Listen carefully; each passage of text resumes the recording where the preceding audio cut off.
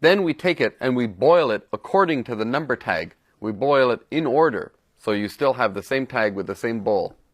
In other words, you break the bread up into the bowl first, then they take your bowl back to the kitchen, and they cook the soup and bread together, and then they bring it back to you. You can't just eat the raw bread by itself, it's much too hard. Seeing that he's no expert after all, Xian says, 幸亏我们没跟着做. Fortunately, we didn't do it with you, or we didn't follow your lead. 没有跟着做. 幸亏 is like 幸好, fortunately, luckily, 幸亏. 先生，这馍是半熟的，现在还不能吃。那我们怎么吃？您得先把馍掰到这个空碗里，然后我们按号码牌去给您煮。哦，是这样啊。还说自己是西安通的，幸亏我们没跟着做。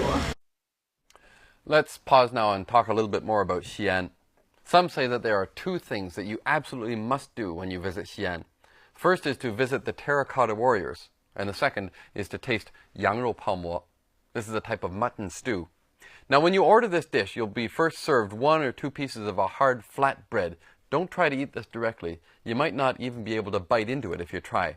You're supposed to break the bread into tiny little chunks, the smaller the better, into the bowl provided. The waiter or waitress will then return your bowl to the cook, who mixes the bread and the mutton soup together.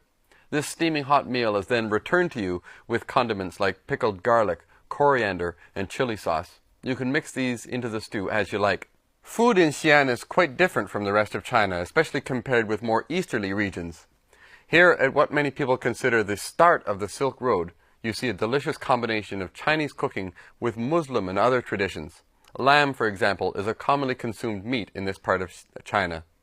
Xian is also famous for its snack foods like 灌汤包子, literally buns or 包子 that have soup or a sauce poured into them. In other words, very juicy buns. Be careful not to burn yourself. The sauce inside can be quite hot. Speaking of dumplings, you can have a whole meal of jiaozi in Xian at what they call a jiaozi yan. This is a whole banquet of jiaozi in different styles and with different fillings. Not all of these jiaozi are steamed or boiled either, as some are even pan-fried, deep-fried, or roasted. Usually the banquet will consist of just 1 or 2 samples of each type of jiaozi, as the variety is so tremendous. Another popular dish in Xian is the 肉夹馍. Mo is a type of bun, so this is literally meat sandwiched inside of a bun, sort of like a Xian-style hamburger, to put it simply. One great place to explore some of the local snacks is the Huiminjie, literally the street for the Hui nationality, a largely Muslim ethnic group.